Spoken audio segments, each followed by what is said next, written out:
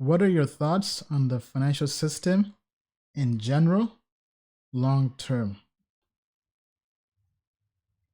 I mean, so I'm guessing, or rather, I'm assuming you mean the global financial system.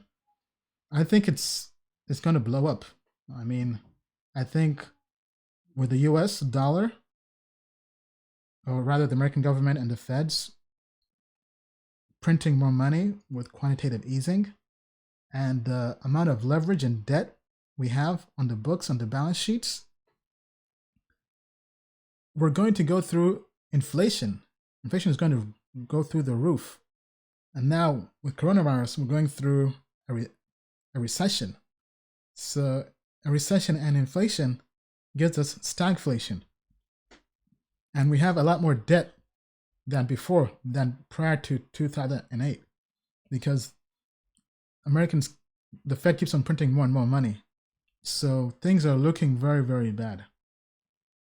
And it's not just happening in the US, but now the entire world, the entire global economy is going to go through the same thing.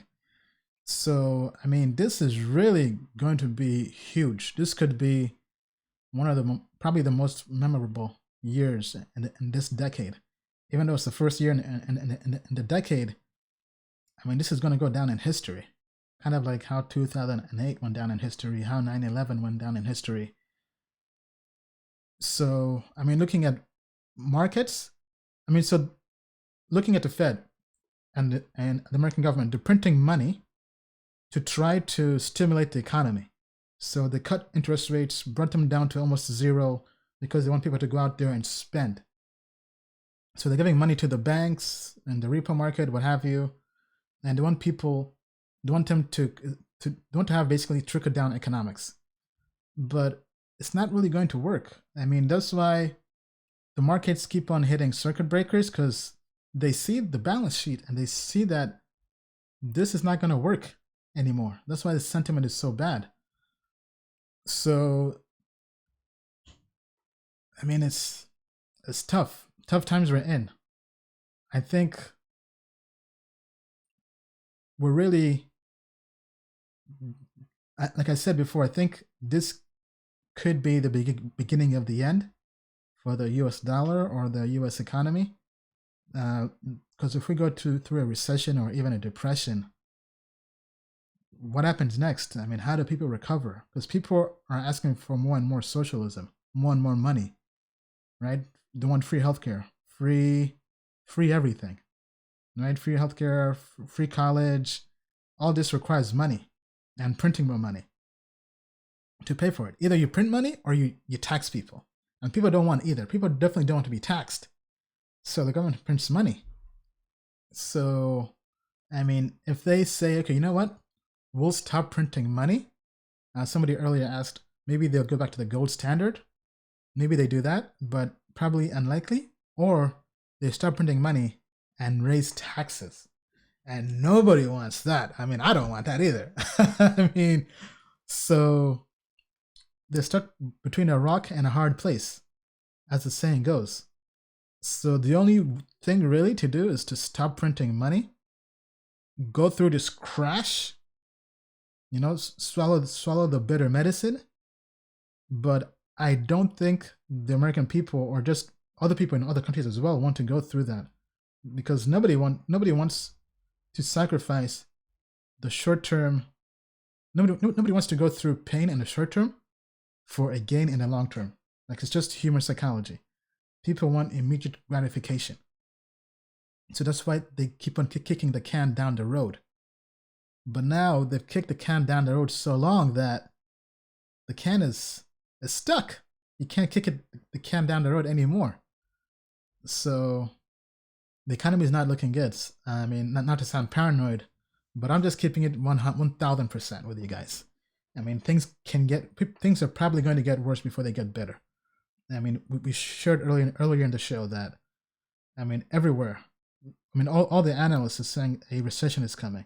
They're predicting maybe even 20% unemployment. That means 1 out of 5 people with no job.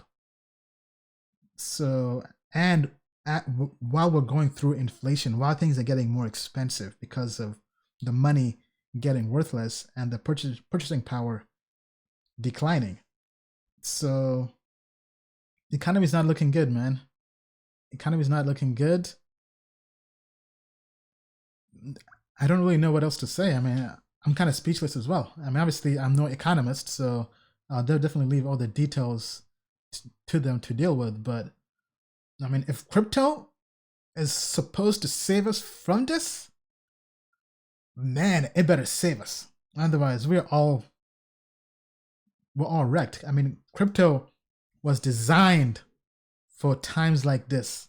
It was designed for being a hedge versus currency risk, and designed to be a hedge versus political risk.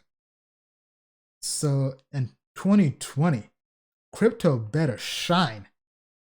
If it does not shine, if it crashes like everything else, I mean, crypto might never recover, right? Or it may just fizzle out. And people would say, oh, this was Bitcoin was never going to work. Bitcoin never saved us.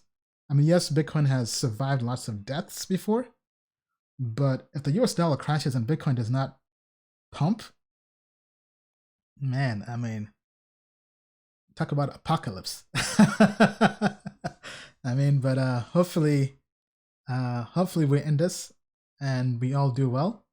But I was talking about earlier, you have to stress test everything in your life. Everything. I mean, what I've been doing personally is going through and cutting all the nice to haves that I don't really need. Like maybe it's a subscription to something, right? If I don't really need it, I cut it. So being frugal, minimizing all the expenses, trying to have runway and just have money that can last and plan for the worst. Imagine if there's a bank run and your money in the bank is not accessible. Or imagine if whatever country you're in, whether America, Europe, Asia, Africa, Middle East, whatever country you're in, whatever bank that has your money, what if they tax you? What if they do what happened in Cyprus? They reach in your bank account, take out half.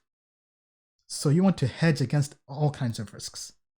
So even crypto, right? Don't have all your assets in crypto, because if crypto doesn't do what it's supposed to do, you might be wrecked. So that's why we're even talking about gold on the show.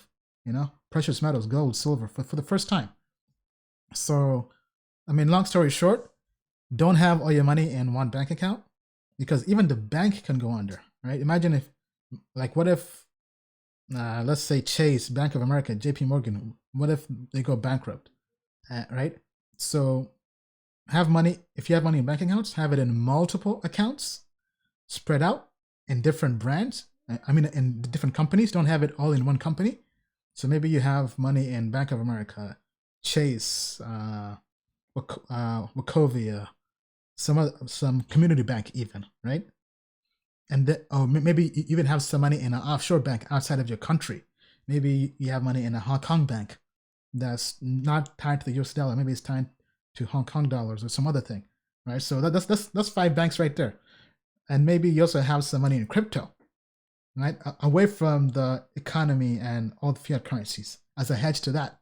And maybe you also have some money in precious metals like gold and silver as a hedge versus fiat currencies and crypto.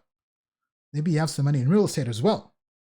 So you want to diversify in almost like 10 different streams, or well, not streams, but 10 different places. Maybe you even have money in your house in a safe, cash, in case banks shut down and don't allow you to withdraw money. Maybe they say you can only withdraw $3,000 a day, and you have like $500,000. What's going to happen then?